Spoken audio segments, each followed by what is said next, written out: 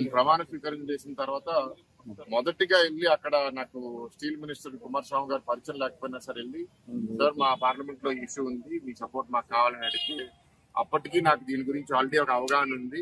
లోకేష్ అన్న దీని గురించి నాకుతో మాట్లాడారు, దీని మీద ఒక పాజిటివ్ గా చేయాలని చెప్పడము మీరే చూశారు. కొన్ని నెలల్లో దీనికి కొత్త డబ్బులు ఇవ్వడము, టోటల్ గా 11,440 కోట్లు కేంద్రం అనౌన్స్ చేసి దాంట్లో ఇంచుమించు వాళ్ళు 9,000 కోట్ల ఎక్కువ కేటాయించడము. అండ్ ప్లాంట్ ప్రొడక్షన్ కూడా 3 ఫర్నెస్లు ఆన్ చేసేప్పుడు 2021లో 3 ఫర్నెస్లు పూర్తిగా ఫంక్షన్ అయ్యి దాని తర్వాత ఈ 4 ఏళ్ళు ఫంక్షన్ అవ్వలేదు. 20% ప్రొడక్షన్ దాని నుంచి తీసుకొచ్చారు. ఈ ప్రయాణంలో చాలా నిర్ణయాలు తీసుకుంటున్నారు. జగన్ గారు కూడా ఇందాక మాట్లాడాలని చెప్పారు. కొన్ని దగ్గరలో ఏంటంటే కాంట్రాక్ట్ వర్కర్స్ పేర్లు లిస్టుల్లో ఉండడం కానీ వాళ్ళు పనికి రాకపోవడం, లేకపోతే వాళ్ళని ఏపించడానికి కొందరు కార్మిక నాయకులు డబ్బులు తీసుకుని రాజకీయ ఒత్తిడి పెట్టి వాళ్ళని ఏపించుకుని వాళ్ళు లబ్ధి పొందడం, ఇట్లా అనేక కారణాల వల్ల స్టీల్ ప్లాంట్ చాలా దెబ్బతింది.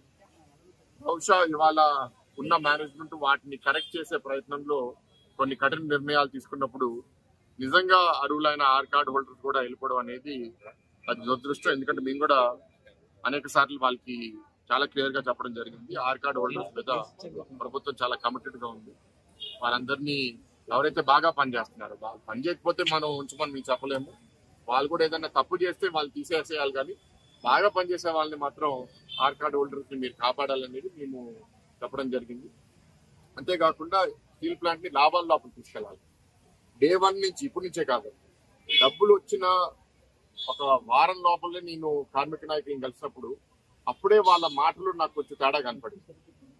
ఏంటి అంటే నాకు కొంత అనిపించేది, ఈ పోరాటం వాళ్ళకి ఆగకూడదు, ఈ పోరాటం నడిస్తేనే వాళ్ళకి ఒక ఉనికి ఉంటుంది అనే ఒక ఆలోచనతో బహుశా కొందరు ఉన్నారేమో అనే ఒక అనుమానం కూడా నాకు అనిపిస్తుంది. ఎందుకంటే స్టీల్ ప్లాంట్ బాగుంటే మాకు అసలు ఇష్యూస్ ఏమీ మేము చేయలేము, మేము లబ్ధి పొందలేమని కొందరు ఆలోచిస్తున్నారు.